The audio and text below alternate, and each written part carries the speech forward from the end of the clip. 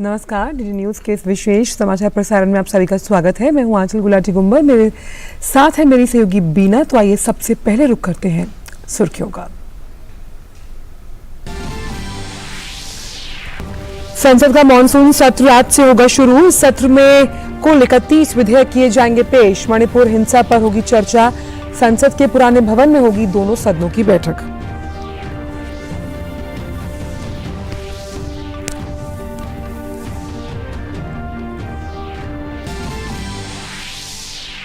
भारत आज नई दिल्ली में पारंपरिक औषधियों पर आसियान देशों की सम्मेलन की करेगा मेजबानी। पारंपरिक दवाओं के क्षेत्र में भविष्य के सहयोग की रूपरेखा तैयार करना सम्मेलन का उद्देश्य।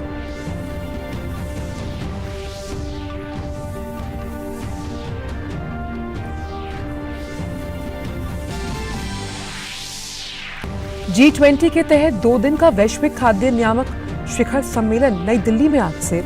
भारत में पहली बार हो रहे सम्मेलन में खाद्य सुरक्षा के महत्वपूर्ण पहलुओं पर होनी है चर्चा।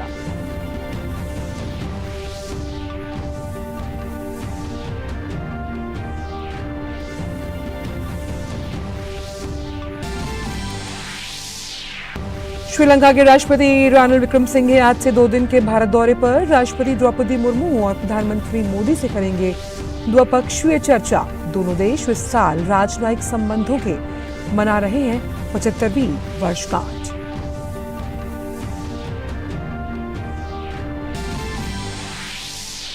महाराष्ट्र और गुजरात में भारी बारिश ने मचाई तबाही।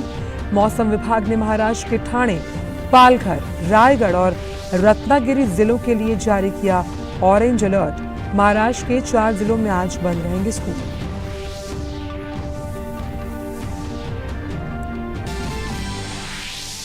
भारत के साथ पहले से कहीं अधिक मजबूत है अमेरिका के संबंध। व्हाइट हाउस ने प्रधानमंत्री मोदी के यूएस दौरे को बताया सफल। कहा अब भी मजबूत है I2U2 का भविष्य।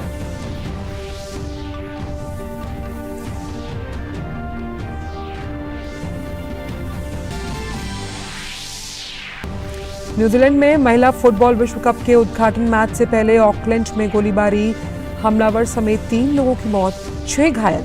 न्यूजीलैंड के पीएम ने कहा राष्ट्रीय सुरक्षा को है कोई खतरा नहीं।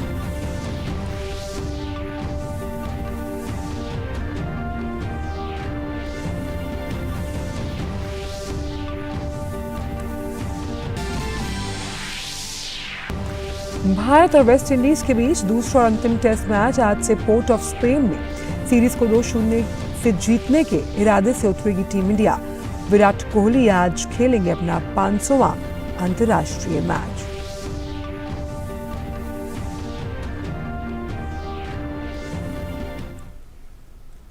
और आइए अब जान लेते हैं सभी खबरों को विस्तार के साथ। संसद का मॉनसून सत्र आज से शुरू होगा। 11 अगस्त तक चलने वाले 23 दिनों के सत्र में कुल 17 बैठकें होंगी। मॉनसून सत्र 31 नए विधेयकों को पेश और पारित करने के लिए शामिल किया गया है। इसमें राष्ट्रीय राजधानी क्षेत्र दिल्ली सरकार संशोधन अध्यादेश 2023 भी शामिल है। इसके साथ ही सिनेमेटोग्राफ संशोधन विधेयक 2019 सहित कई अन्य विधेयक भी शामिल किए गए हैं। मॉनसून सत्र हंगामेदार रहने के आसार है। एक ओर जहां सत्ता पक्ष महत्वपूर्ण विधेयकों को पारित कराने का प्रयास करेगा, वहीं दूसरी ओर विपक्ष ने रेल सुरक्षा, महंगाई और अडानी मामले पर जेपीसी गठित करने की मांग पर सहित अन्य मुद्दों को लेकर चर्चा की मांग के संकेत दिए हैं। हालांकि सत्ता पक्ष ने सत्र के दौरान मणिपुर हिंसा पर चर्चा करने के लिए सहमति जताई है। दोनों सदनों की जो बैठकें हैं वो संसद के पुराने भवन में ही होगी। और इससे पहले सरकार ने सत्र के दौरान संसद के दोनों सदनों को सुचारू कामकाज सुनिश्चित करने के लिए सभी राजनीतिक दलों से सहयोग मांगा। विपक्ष ने कहा कि जनहित के मुद्दों पर चर्चा हो, तो वहीं सरकार ने कहा कि वो नियमों के तहत चर्चा के लिए तैयार है।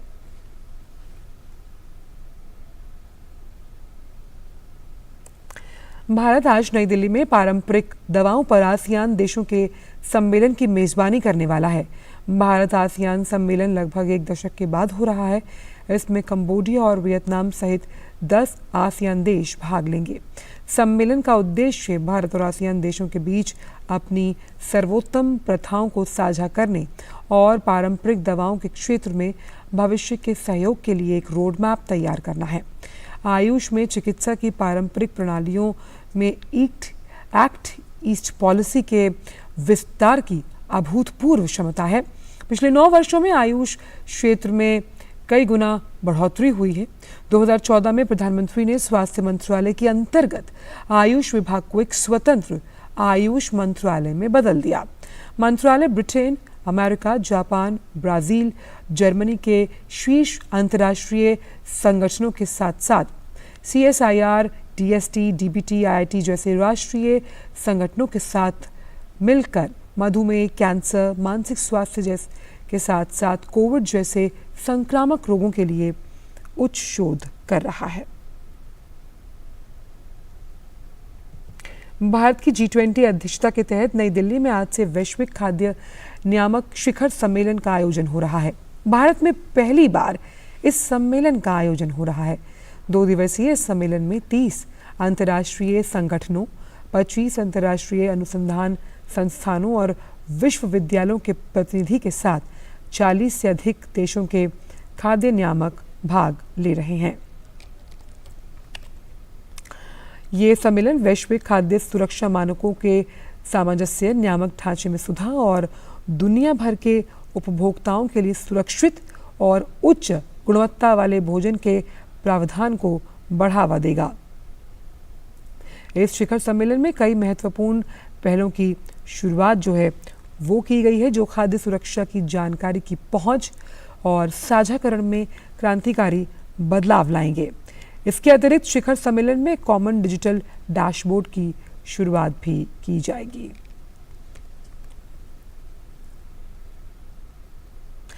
श्रीलंका के राष्ट्रपति रानिल विक्रमसिंघे आज 2 दिन के भारत दौरे पर नई दिल्ली पहुंचेंगे। अपने दौरे पर विक्रमसिंघे राष्ट्रपति द्रौपदी मुर्मू, प्रधानमंत्री और अन्य गणमान्य व्यक्तियों के साथ परस्पर हित के अलग अलग मुद्दों पर द्विपक्षीय चर्चा करने वाले हैं। दौरे से दोनों देशों के बीच लंबे समय से चले आ रहे द्विपक्षीय संबंधों के और मजबूत होने की आशंका है। वहीं ये यात्रा ऐसे समय में हो रही है जब दोनों देश इस साल राजनयिक स्थापना जो है अपने संबंधों की उसकी 75वीं वर्षगांठ मना रहे हैं। नकदी संकट से जूझ रहे श्रीलंका में पिछले साल जुलाई में जन विद्रोह के कारण गोटाबाया राजपक्षे को अपदस्थ किया गया था और इसके 1 साल बाद विक्रमसिंघे की ये पहली भारत यात्रा होगी। खबर गुजरात से, जहां अहमदाबाद में एक बड़ा सड़क हादसा हुआ है। अहमदाबाद के सरखेज गांधीनगर राजमार्ग पर इस्कॉन फ्लाईओवर पर हुए इस हादसे में एक जगुआर कार ने लोगों को रौंद दिया। हादसे में एक पुलिस कांस्टेबल सहित 9 की मौत की खबर है। कार की रफ्तार 150 किलोमीटर से भी ज्यादा बताई जा रही है।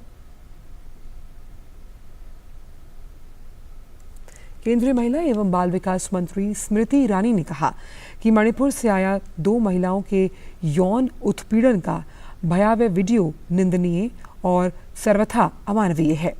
केंद्रीय मंत्री ने अपने ट्वीट में कहा, मणिपुर से आया 2 महिलाओं पर यौन हिंसा का भयावह वीडियो निंदनीय और सर्वथा अमानवीय है।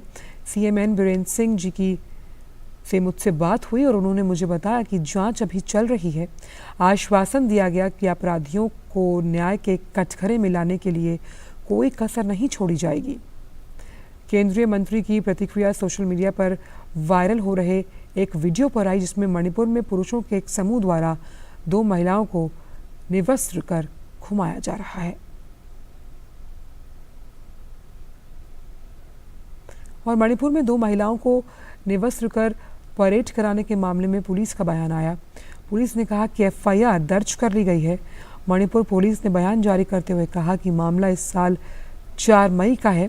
इसमें पुलिस ने गैंगरेप, हत्या, अपहरण सहित अन्य धाराओं में अज्ञात लोगों के खिलाफ नोंगपोक सकमाई पुलिस थाने में केस दर्ज किया, जिनकी जल्द से जल्द गिरफ्तारी की कोशिश अब की जा रही है। खबर महाराष्ट्र से, जहां सरकार ने पिछले 48 घंटों में क्षेत्र में हो रही बारिश के मद्देनजर आज मुंबई और मुंबई महानगर क्षेत्र के सभी स्कूलों को बंद करने की घोषणा की है।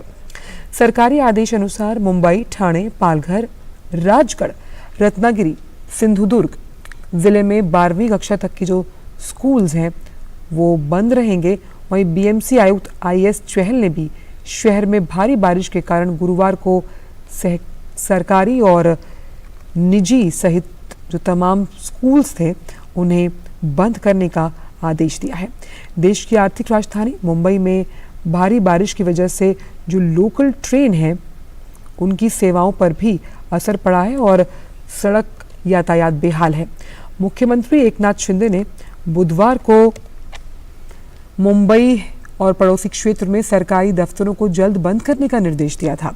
मुंबई के कई हिस्सों में बुधवार को भारी बारिश के बीच भारतीय मौसम विज्ञान विभाग ने ऑरेंज अलर्ट जारी किया।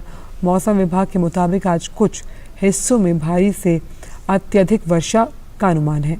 वहीं ठाणे और पालघर जिलों में बुधवार को भारी बारिश की वजह से कई इलाके जलमग्न हो गए। महाराष्ट्र के रायगढ़ जिले के खालापुर तहसील के इरशालवाड़ी गांव में भूस्खलन की घटना सामने आई। एनडीआरएफ की 2 टीमों को भेजा गया है। अब तक 22 लोगों को बचाया गया और कई लोगों के फंसे होने की आशंका है। दरअसल भूस्खलन की सूचना मिलते ही एनडीआरएफ की 2 टीमें मौके पर पहुंच गईं। इस भूस्खलन में आदिवासी लोगों पर यह देखा गया कि उनके जो घर हैं वो क्षतिग्रस्त हुए हैं। घटनास्थल पर करीब 30 से अधिक परिवार फंसे हुए हैं और एनडीआरएफ की जो टीमें हैं वो बचाव कार्य में जुटी हुई हैं। प्रधानमंत्री के अमेरिका की यात्रा के लगभग 1 महीने बाद व्हाइट हाउस का बयान आया, जिसमें कहा गया कि भारत के साथ अमेरिका के रिश्ते पहले से कहीं अधिक मजबूत हुए हैं। व्हाइट हाउस की प्रेस सचिव कैरेन जेन-पियरे ने कहा कि पिछले महीने संपन्न हुई प्रधानमंत्री की यात्रा बेहद सफल और महत्वपूर्ण थी। उसके साथ संबंध पहले से कहीं अधिक जो हैं अब वो मजबूत हुए हैं। उन्होंने ये भी कहा कि इस दौरान कई प्रमुख जो लक्ष्य हैं उनकी घोषणाओं को क्रियान्वित किया जा रहा है। जेन-पियरे ने कहा कि हम बहुत आशावादी हैं क्योंकि ये हमारे दीर्घकालिक भविष्य और भारत के साथ संबंधों से जुड़े हमारी को ये भी मानना है कि ये आगे भी जारी रहेगा। व्हाइट हाउस का कहना है कि I2U2 का भविष्य अब भी मजबूत है। इस नए समूह में अमेरिका, भारत, इजराइल और UAE शामिल है। इसका उद्देश्य मध्य पूर्व क्षेत्र में कनेक्टिविटी और सहयोग को बढ़ावा देना है।